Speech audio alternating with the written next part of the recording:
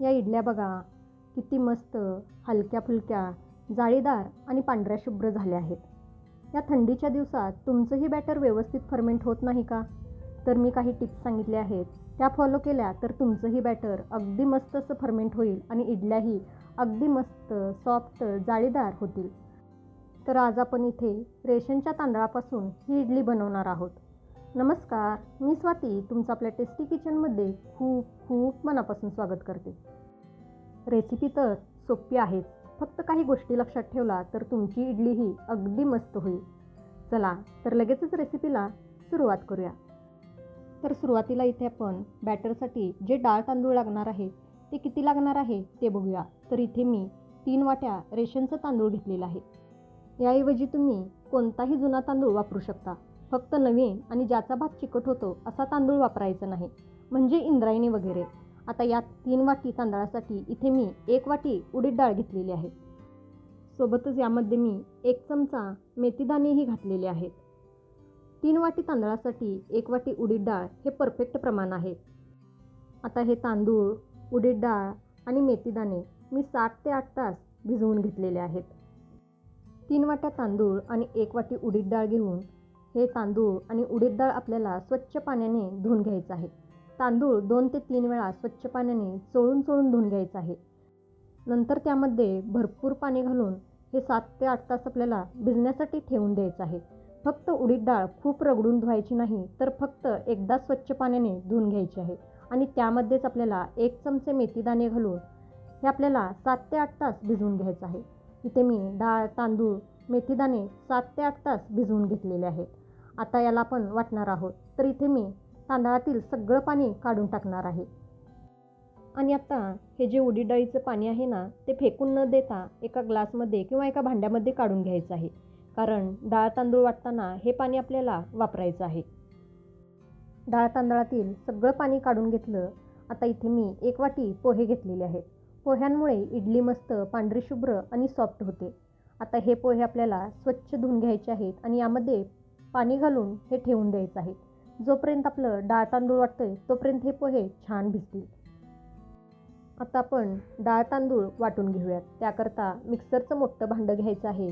त्यामध्ये भिजवलेले तांदूळ घालून घ्यायचे आहेत आणि आवश्यकतेनुसार 3 ते 4 चमचे पाणी घालून याला छान असं बारीक वाटून घ्यायचं आहे.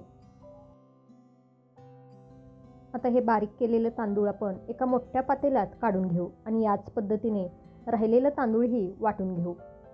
तांदूळ वाटून झाल्यानंतर याच मिक्सरच्या भांड्यामध्ये आपल्याला सगळी भिजवलेली उडीद डाळ घालायची आहे. आवश्यकतेनुसार पाणी घालून यालाही बारीक करून घ्यायचं आहे. डाळ तांदूळ वाटत असताना खूपही पाण्याचा वापर करू नका, नाहीतर बॅटर पातळ होण्याची शक्यता असते. ही बारीक केलेली उडीद डाळ ही आपल्याला बारीक केलेल्या तांदळामध्येच काढून घ्यायची आहे. आता याच मिक्सरच्या भांड्यामध्ये मगाशी जे आपण भिजत घातलेले पोहे होते ते सगळे पोहे यामध्ये घालायचे आहेत आणि यालाही बारीक करून यामध्येच घालून घ्यायचं आहे. डाळ, तांदूळ, पोहे सगळं बारीक करून झालं. हे आपण एका मोठ्या पातेल्यामध्ये काढून घेतलेलं आहे. आता हे बॅटर सगळं आपल्याला हाताने चांगलं मिक्स करून घ्यायचं आहे आणि एकाच दिशेने याला 5 ते 7 मिनटं फेटून घ्यायचं आहे. हे असं फेटल्यामुळे काय होतं, हे सगळं छान एकजीव तर होतंच, पण असं एका दिशेने फेटल्यामुळे बॅटर छान हलकं फुलकं होतं. परिणामी इडली छान हलकी फुलकी मऊ लुसलुशीत होते. तसंच हाताने फेटल्यामुळे हाताची ऊब या बॅटरला लागते आणि त्यामुळे बॅटर छान फर्मेंट होण्यास मदत होते.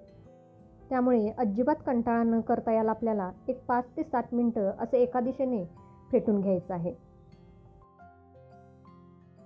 5 ते 6 मिनटं एकाच दिशेने फेटल्यानंतर इथे तुम्ही बघू शकताय बॅटर छान मस्त हलकं फुलकं झालेलं आहे. यामध्ये मस्त अशी हवा भरली गेलेली आहे.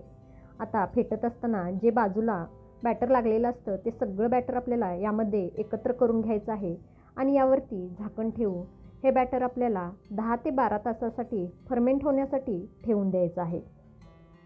आता थंडी आहे आणि थंडीमध्ये बरेच जणांची तक्रार असते की आमचं बॅटर व्यवस्थित फर्मेंट होत नाही. तर त्याकरता हे बॅटर तुम्ही एक अर्धा तास उन्हामध्ये ठेवा. नंतर उबदार जागी ठेवून 10 ते 12 तास ठेवून द्या. बॅटर छान फर्मेंट होईल. ऊन नसेल तर तुम्ही हे ओव्हनमध्ये ठेवू शकता. म्हणजे ओव्हन 1-2 मिनटासाठी प्रीहीट करून घ्यायचं आणि त्यामध्ये हे बॅटर 10 ते 12 तासासाठी ठेवून द्यायचं. आता जर ओव्हनही नसेल तर एखादा तवा, कढई गरम करून घ्या. त्यामध्ये हे पातेले ठेवून त्यावरती जाड कापड किंवा ब्लँकेट झाकून उबदार जागी 10 ते 12 तास ठेवून द्या. बॅटर छान फर्मेंट होणारच. आता हे बॅटर मी 10 ते 12 तासासाठी ओव्हनमध्ये ठेवून देते फर्मेंट होण्यासाठी. तर बघा इथे मी 10 ते 12 तास ओव्हनमध्ये हे बॅटर ठेवलेलं होतं. बॅटर मस्त असं फर्मेंट झालेलं आहे. आधी बॅटर किती होतं आणि आत्ता किती झालेलं आहे हे तुम्ही बघू शकताय. बॅटरला मस्त अशी जाळी पडलेली आहे. बॅटर छान हलकं फुलकं झालेलं आहे. आता हे बॅटर आपण हलक्या हाताने मिक्स करून घेऊयात. आता हे मिक्स करत असतानाच तुम्हाला जाणवत असेल की बॅटर किती मस्त हलकं फुलकं जाळीदार झालेलं आहे. म्हणजे आपलं बॅटर अगदी मस्त असं फर्मेंट झालेलं आहे. आता आपण लगेचच इडली बनवणार आहोत. तर यातील काही बॅटर म्हणजे जेवढ्या आपल्याला इडल्या बनवायच्या आहेत तेवढं बॅटर एका दुसऱ्या पातेल्यात काढून घ्यायचं आहे. आणि आता हे उरलेलं बॅटर तुम्ही असंच फ्रीजमध्ये ठेवू शकता. 4 ते 5 दिवस किंवा एक आठवडाभरही हे बॅटर फ्रीजमध्ये छान टिकतं. आता यामध्ये आपल्याला चवीनुसार मीठ घालून घ्यायचं आहे आणि याला चांगलं मिक्स करून घ्यायचं आहे. आता जर हे पीठ खूप घट्ट असेल तर इडली दांडारल्यासारखी होते आणि बॅटर जर खूपच पातळ केलं तर इडली चपटी होते. म्हणजे बॅटर खूप घट्टही ठेवायचं नाही आणि खूप पातळही ठेवायचं नाही, असं मध्यम ठेवायचं आहे. इथे माझं बॅटर अगदी व्यवस्थित होतं म्हणून मी यामध्ये पाणी घातलेलं नाही. पण तुम्हाला आवश्यकता वाटली तर थोडं पाणी यामध्ये घालून तुम्ही कन्सिस्टन्सी ॲडजस्ट करून घेऊ शकता. आता आपण इथे लगेचच इडल्या वाफवून घेणार आहोत. त्याकरता इडली स्टँडला आपल्याला तेलाने चांगलं ग्रीस करून घ्यायचं आहे. हे मी तेलाने ग्रीस करत आहे. तोपर्यंत बाजूला पाणीही उकळायला ठेवलेलं आहे. सगळ्या इडली स्टँडला तेलाने चांगलं ग्रीस करून घेतलं. आता यातील एक एक चमचा बॅटर आपल्याला या इडली स्टँडमध्ये घालून घ्यायचं आहे. सगळ्या इडली स्टँडमध्ये बॅटर घालून घेतलं.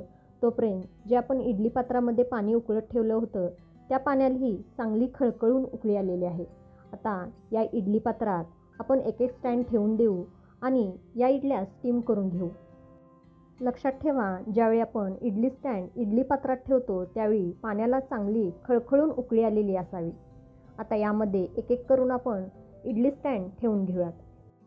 इडली स्टँड यामध्ये ठेवत असताना असं सेट करून घ्यायचं आहे की स्टँडला जे होल असतात ना त्याच्यावरती दुसऱ्या इडली स्टँडमधली इडली यायला हवी. यामुळे सगळ्या इडल्यांना छान स्टीम तर मिळेलच, पण असं सेट केल्यामुळे वरील स्टँडमधील जे खालच्या इडलीवर पाणी पडतं ना ते पाणी पडणार नाही आणि आपली इडली ओली होणार नाही. तर बघा इथे मी सगळ्या इडली स्टँड या पद्धतीने सेट करून घेतलेले आहेत. आता यावरती झाकण ठेवायचं आहे आणि मध्यम आचेवरती एक 10 ते 12 मिनटं याला वाफवून घ्यायचं आहे.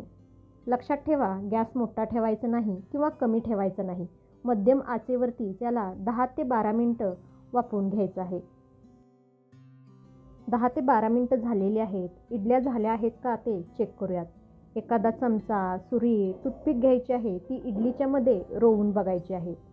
चमचा, सुरी किंवा टूथपिक क्लीन निघाली म्हणजे आपल्या इडल्या छान अशा स्टीम झालेल्या आहेत असं समजावं. तर इथे माझ्या सगळ्या इडल्या छान अशा स्टीम झालेल्या आहेत. आता हे सगळे स्टँड आपण इडली पात्रातून काढून घेऊ आणि कोमट झाल्यानंतर या इडल्या आपण काढून घेऊ. लक्षात ठेवा, गरम असताना इडली अजिबात काढायची नाही, नाहीतर त्या स्टँडला चिटकून मोडू शकतात. म्हणून कोमट झाल्यानंतर चमच्याचे किंवा सुरीच्या साहाय्याने याच्या कडा सोडवून घ्यायच्या आहेत आणि यांना काढून घ्यायचं आहे. तर बघा इथे आपली अगदी मस्त जाळीदार पांढरी शुभ्र हलकी फुलकी इडली तयार झालेली आहे. मस्त अशी हलकी फुलकी झालेली आहे. तुम्ही बघू शकताय.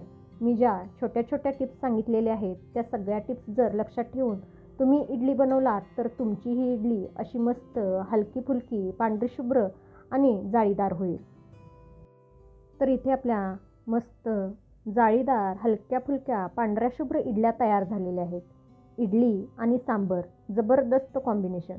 सांबरची रेसिपी आधीच आपल्या चॅनलवरती अपलोड केली आहे. लिंक डिस्क्रिप्शन बॉक्समध्ये देते, नक्की जाऊन बघा. रेसिपी आवडली असेल तर प्लीज लाईक करा, आपल्या प्रियजनांसोबत शेअर करा. तसंच व्हिडिओला हाईप करायलाही विसरू नका. टेस्टी किचनला अजून सबस्क्राईब केला नसेल तर प्लीज सबस्क्राईब करा. परत भेटू अशाच एका छानशा रेसिपीसोबत. तोपर्यंत मस्त खा, टुमटुमीत राहा.